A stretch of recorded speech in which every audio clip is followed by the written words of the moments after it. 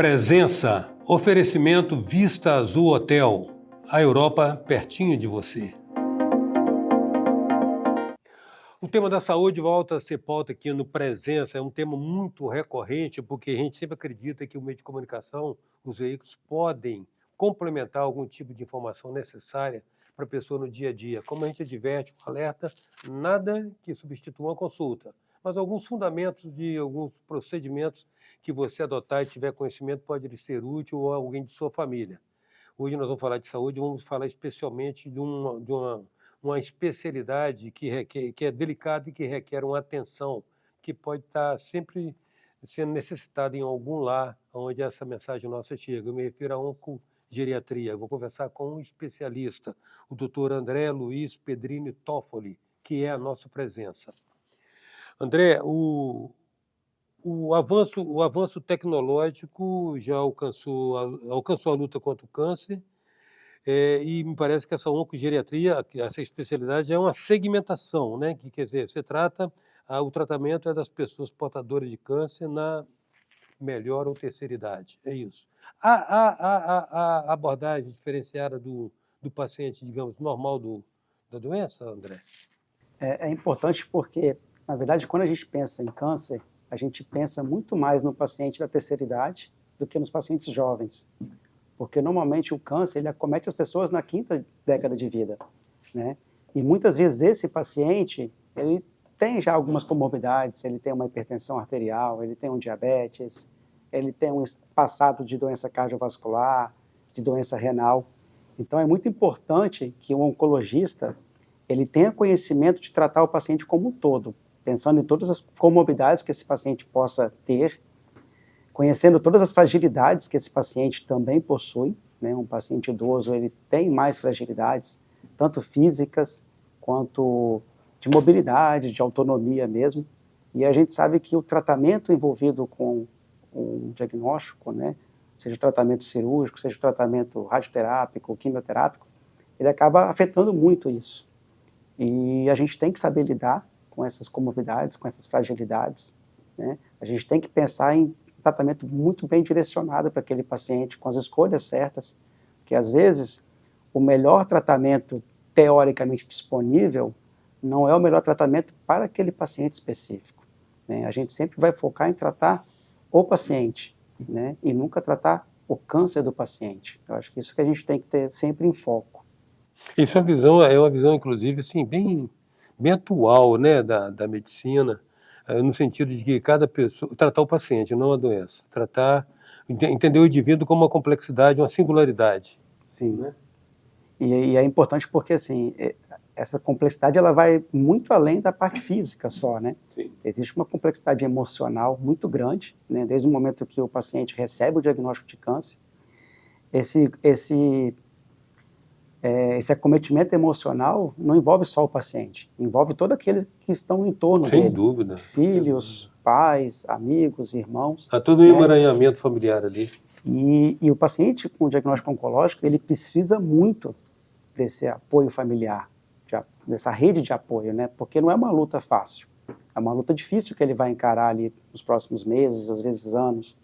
Então, ter um amigo, ter um irmão, ter um filho do lado, isso é fundamental. É a primeira coisa que todo paciente precisa quando ele tem um diagnóstico oncológico, realmente é o quê? É ele ter suporte emocional. Um suporte. Ele precisa ter uma rede de apoio, né? Até para ele não se sentir isolado. Porque ele se sentindo isolado, qual vai ser a motivação para ele querer lutar, né, contra a enfermidade? Você falou interessante a respeito da detecção das predisposições, das comorbidades que são anteriores ao surgimento ou ao diagnóstico do câncer, né? O estilo de vida também produz, né, muito câncer. Na verdade, a causa do câncer ela é multifatorial, né? Não tem uma causa específica para o paciente desenvolver uma patologia oncológica. E muitas vezes é mais do que a gente faz do que a gente herda, né? Mais meio e cultura do que genética. A genética ela acaba sendo responsável, assim, a hereditariedade em torno de 5 a 10%. Mas é um gatilho que pode ser nunca despertado também, né? Pode ser nunca despertado. A pessoa pode viver a vida inteira. Isso. E é muito importante a gente escolher se cuidar durante a vida, porque, na verdade, Se a gente for pegar em termos de literatura, 25% dos casos de câncer, eles podem ser prevenidos com medidas simples, né? Que é aquela que todo mundo conhece, né? Vamos praticar atividade física, né? Vamos fazer ali 30 minutos, 5 vezes por semana. Vamos tentar ter uma alimentação saudável, né? Evitar esses alimentos ultraprocessados de hoje em dia, evitar o excesso de carne vermelha, evitar o consumo excessivo de álcool, né? Então, vamos para aquela linha de mais frutas, mais verduras, mais legumes.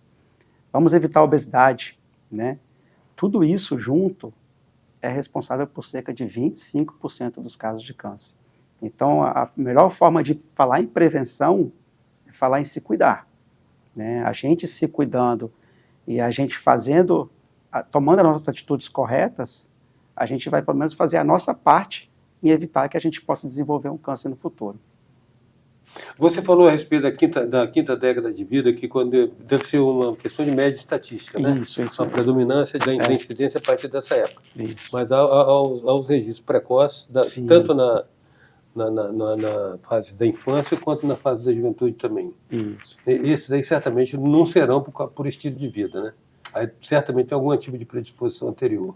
Nas crianças, né, com certeza ela está mais relacionada a fator hereditário, genético dentro daquela criança, mas pacientes, por exemplo, adultos jovens, já começa a ter um pouco do fator ambiental, porque a gente tem modificado muito o nosso estilo de vida, né? Então, hoje, as pessoas, né, 50% da população é sobrepeso, né? As pessoas não praticam atividade física, né? Então, muitos casos, hoje em dia, já está relacionado a fatores ambientais mesmo, né? Que a gente está sendo exposto muito precocemente, né? Às vezes, esses alimentos ultraprocessados, eles são mais baratos, eles são mais fáceis de serem acessados do que uma alimentação mais saudável, né? Então, isso talvez envolva até política de governo, né? É mais fácil uma pessoa comprar um biscoito recheado no supermercado do que ter uma salada, frutas, legumes na alimentação.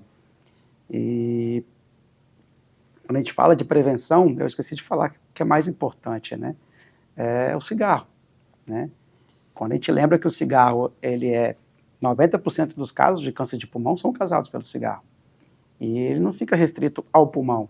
O cigarro está relacionado com câncer de bexiga, com os cânceres de cabeça e pescoço, né, cavidade oral, laringe, com câncer de pâncreas, com câncer de próstata, com câncer de estômago, né? Então, assim, é um veneno que a gente tem, é um veneno que é permitido, né? E que, né, eu até falo às vezes com alguns pacientes, eu sou meio chato quando eu pego um paciente que continua fumando, muitas vezes não dá certo, tá? Mas eu sou meio... Aí é tratamento de choque, né? Eu faço tratamento de choque, eu pego pesado, porque eu sei que um ou outro volta para mim falando, doutor, parei de fumar. E aí isso já me ajuda bastante, porque eu me sinto bem, eu sei que o tratamento tende a funcionar melhor, aquele paciente que consegue ficar abstêmico do tabagismo. Então, assim, às vezes alguns saem dali reclamando, né, do médico, às vezes do familiar reclamando, mas eu continuo, porque todo aquele que volta realmente falando que conseguiu parar de fumar, para mim é um feedback muito bom, entendeu? Significa que eu devo continuar insistindo, porque a gente, como médico, a gente sabe os malefícios, né, que o cigarro traz.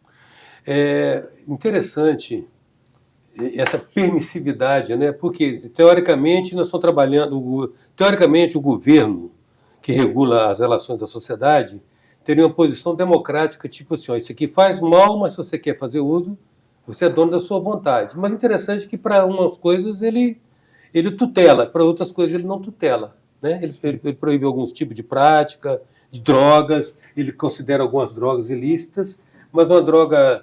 Cigarro e álcool. O álcool agora me parece que desmistificou o fato de que, sim, álcool faz mal, inclusive está associado também à etiologia do câncer. O consumo excessivo do álcool está totalmente relacionado com câncer. Tanto o câncer de mama quanto o câncer de próstata, que são os tumores mais comuns, né? Tirando os cânceres de pele, né, que os carcinomas basocelulares, espinocelulares, que são aqueles tumores mais simples de tratar, que uma cirurgia, uma ressecção simples, você cura praticamente todos os pacientes.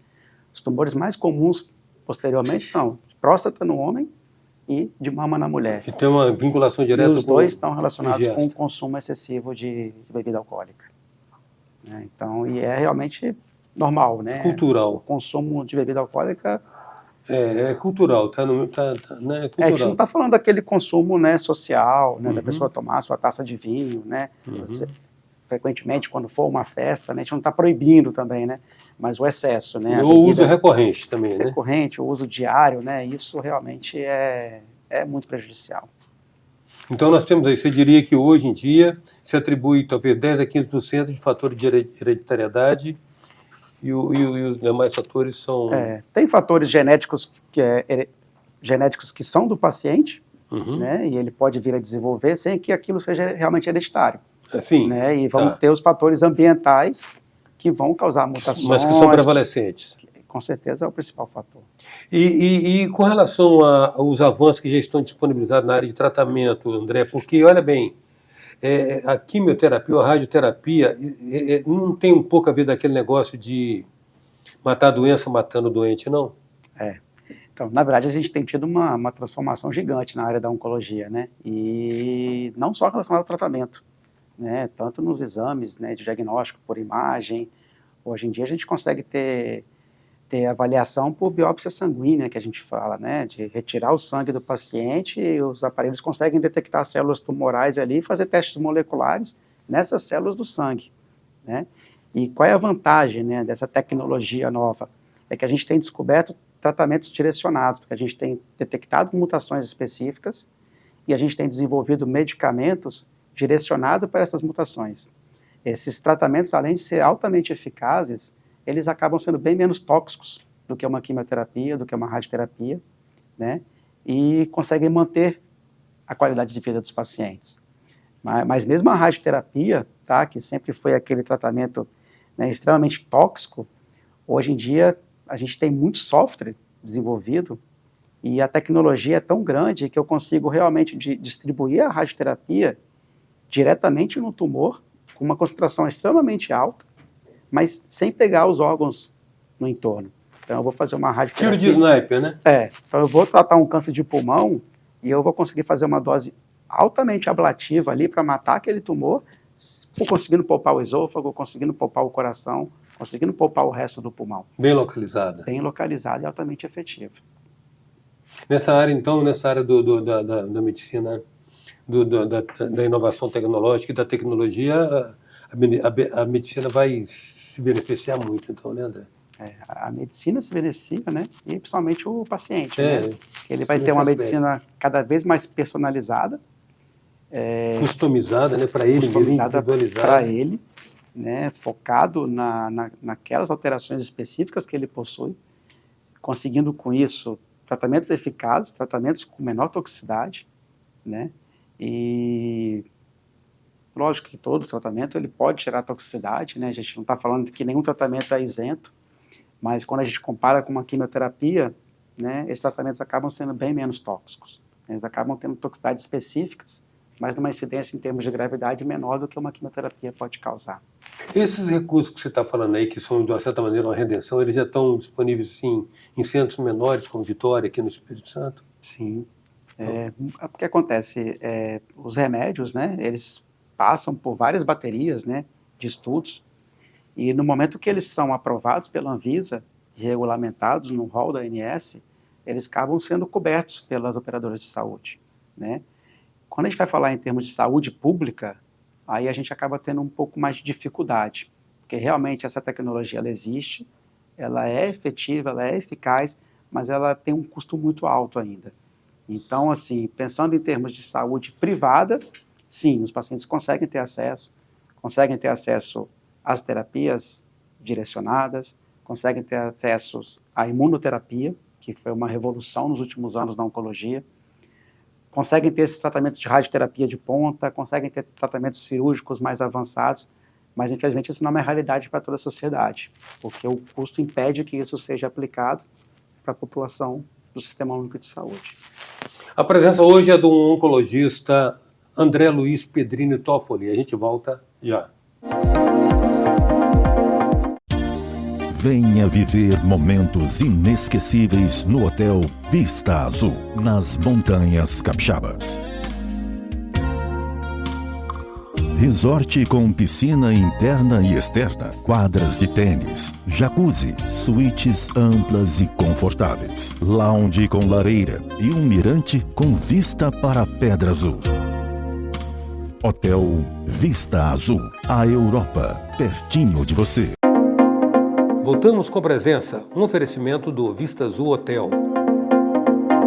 Voltamos com a presença do oncologista André Luiz Pedrini Toffoli.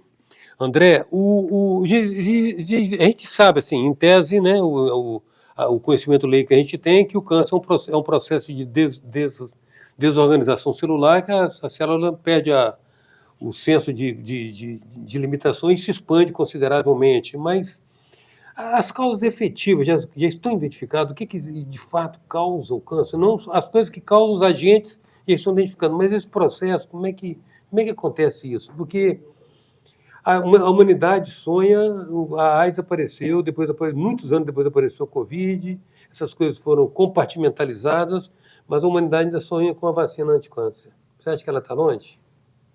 Então, cada vez mais se fala, né, na cura do câncer. Né? A gente até ouve, às vezes, uma teoria da conspiração que eu falo, né? Tipo, a indústria farmacêutica não quer... Não tem interesse. Só que eu falo assim, quem seria o pesquisador que descobrisse, né? Que renunciaria a isso, né?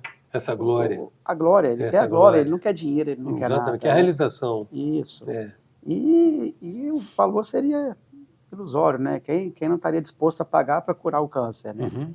Mas a gente tem que lembrar que a cura do câncer, ela está baseada em quê? Em diagnóstico precoce, né? Isso que é o fundamental. Identificar a tempo. Porque quando a gente descobre realmente o câncer nos estágios iniciais, a gente realmente consegue falar em cura, né? E isso é importante, porque quando a gente pensa, né, as políticas que a gente tem, a mamografia, né, né, se a pessoa realiza realmente de forma regular, ela detecta alterações bem iniciais, bem precoces, né, e com isso ela consegue submeter a cirurgia, uma radioterapia, um tratamento oncológico, só que ela passa por essa fase de tratamento, né, que realmente traz algumas toxicidades, complicações, mas com um objetivo grande, que é alcançar a cura, né? Isso é válido para tumor de intestino, isso é válido para tumor de estômago, isso é válido até para tumor de pulmão, né? O que acontece é que, para todos os cânceres, a gente não possui meios diagnósticos para realmente detectar de forma precoce o câncer. Né? O protocolo específico. Porque eles não são eficazes. Mesmo que a gente estude, eles acabam não sendo eficazes. Né? Mas tem várias patologias que a gente consegue realmente trabalhar não só com a detecção precoce, quanto a prevenção.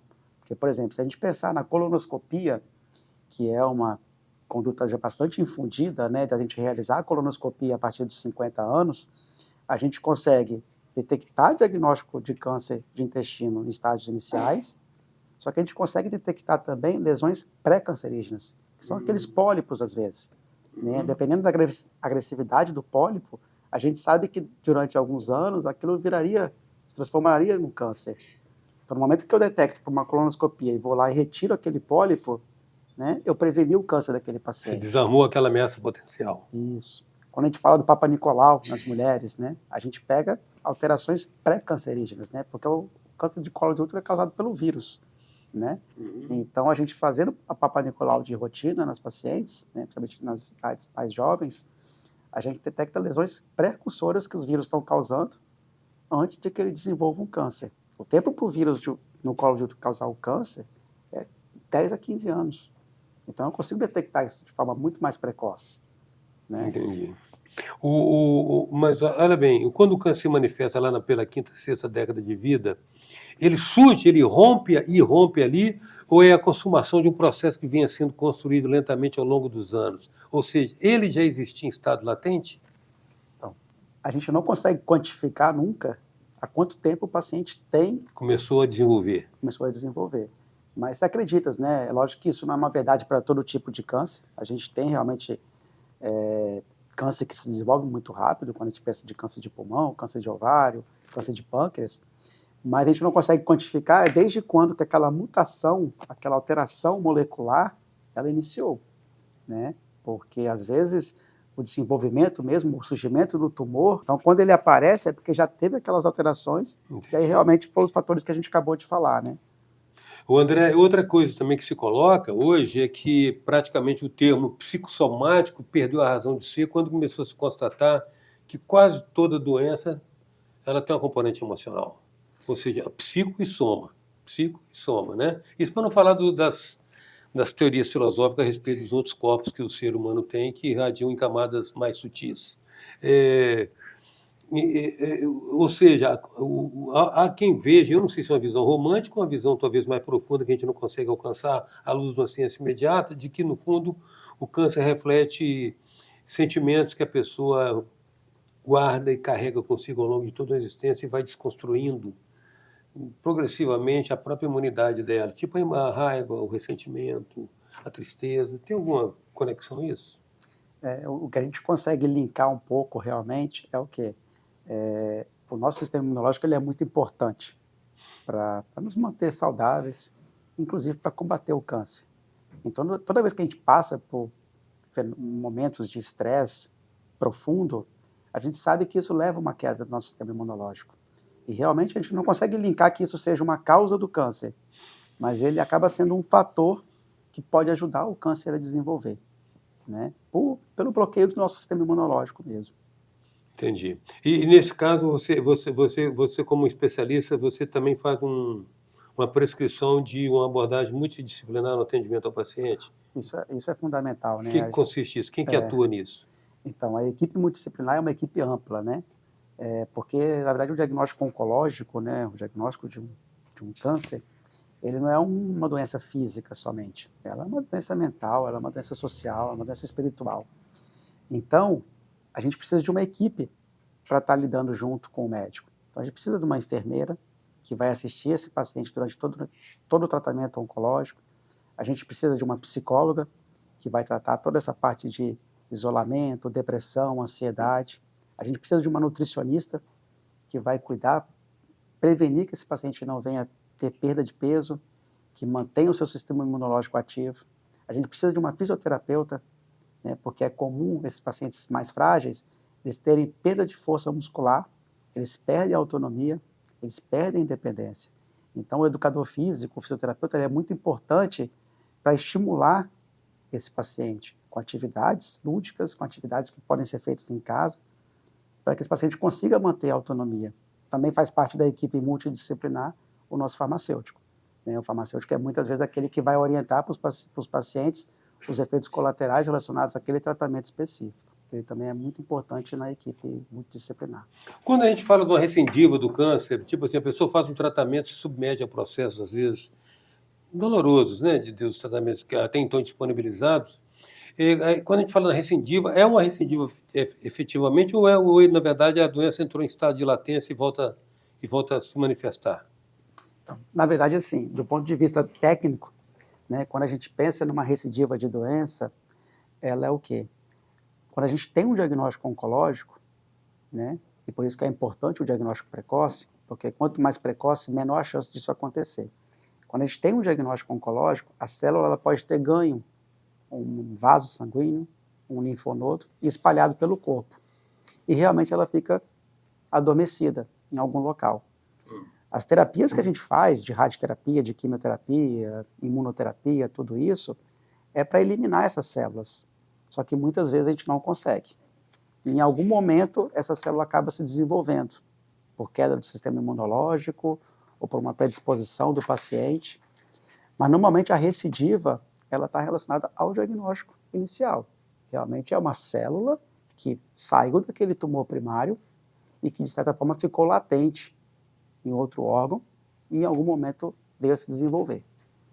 Entendi. Agora, uma questão, eu não sei se é o aumento da população, porque a nossa população se expandiu no nível que a gente não conseguiu dimensionar ainda. Há 50 anos atrás, a gente falava 90 milhões em ação numa musicazinha popular da Copa do Mundo. Nós somos 214 milhões. Eu não sei se por isso também, antigamente o câncer era como se fosse uma loteria do mal. Alguém sabia de alguém com câncer, mas era uma coisa um pouco, tanto quanto não frequente. E de repente a coisa ficou assim, não vou dizer normal, mas muito frequente. Isso tem a ver com o quantitativo da população ou é o fato de que a doença se expandiu mais por hábitos, por tudo aquilo que você andou citando? Na verdade, não é questão de quantitativo de população. Na verdade, está mais relacionado com o envelhecimento da população. As pessoas vivem muito mais Sim, hoje. claro. Então, quando a gente pega antigamente, as pessoas, né, qual é a expectativa de vida no Brasil? E hoje a gente está falando de 78 anos. Então, as pessoas, elas envelhecendo, né, elas vão ter mais tempo, infelizmente, para viver e ter o risco de desenvolver um câncer. Elas acabam sendo mais expostas a todos aqueles fatores que podem gerar o surgimento do câncer. Então, está muito mais relacionado ao fato de a gente estar vivendo mais, e por isso também aumentando o número da população, né, consequentemente, do que especificamente num grande aumento do número de população. Agora, é lógico, com o passar dos anos, o acesso à saúde modificou muito, ele cresceu muito, ele ficou mais abrangente. Então, isso também gera um maior número de diagnósticos. Antigamente, muitas pessoas não era identificada, né? Morriam, vinham falecer de câncer, mas a gente não sabia que a causa era o câncer. E hoje não, hoje é difícil a gente não ter um diagnóstico de um paciente, né? A gente consegue fazer uma biópsia muito simples, a gente consegue ter vários métodos de que o paciente acaba sendo diagnosticado. Então a gente tem mais acesso ao diagnóstico dos pacientes. André, grato pela sua presença aqui, pelos esclarecimentos que você trouxe para nós, sempre oportunos. Como a gente disse antes, nada que substitua uma consulta, mas são algumas informações preliminares que já ajudam, né? Sim. É importante a gente sempre escolher cuidar da gente, né? Então, sim, acho que isso é o mais importante, né? Eu quero envelhecer... Mas, se possível, bem, né? Envelhecer com saúde. Hoje a presença do oncologista André Luiz Pedrini Toffoli. Até já.